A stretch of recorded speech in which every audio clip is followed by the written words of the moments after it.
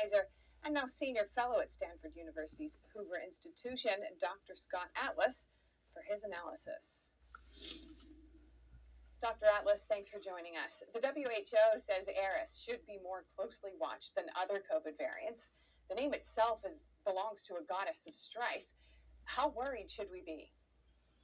Well, I don't think we should be as worried as some people are saying, because this is the actual expectation from a virus that is now endemic. Endemic means it will be here forever, essentially, just like 4 or 5 other coronaviruses are. This is the expected outcome endemic, where we see variants persist that are still contagious, but they are far less lethal, and there is no evidence that this variant is increasing the amount of serious or hospital requiring infections or deaths. This is exactly what we should expect.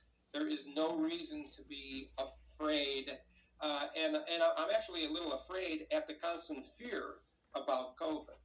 And for those who want to seek alternate treatment for COVID, the FDA now says that doctors can prescribe ivermectin. How do you see this apparent about face?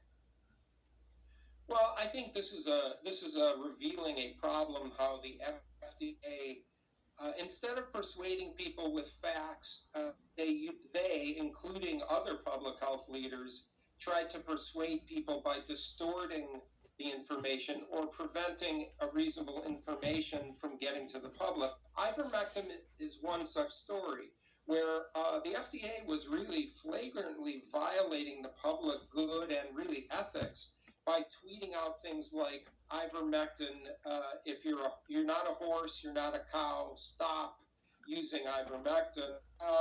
This was really an FDA-approved drug. Ivermectin, just like hydroxychloroquine, are safe and effective drugs that have been FDA-approved and have been used in really billions of doses, yet the public was dissuaded from using them. This was really one of the first times, if not the first time in history, that doctors were not just blackballed for using it, but prescriptions were not being filled by pharmacists for drugs to be safe.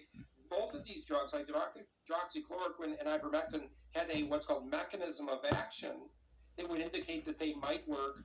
There was differences in clinical data on using these drugs, yet the FDA was really harming the public and dissuading people from using drugs that could have worked, particularly when there was nothing else that was working. So now they're backtracking.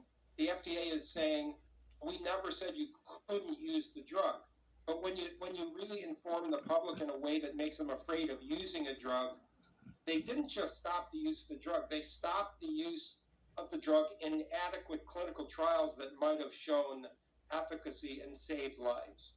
Dr. Scott Atlas, Senior Fellow at Stanford's Hoover Institution and former There you advisor go, to the White House YouTube. Coronavirus Task Force. I'm going to shove this one right up your butt.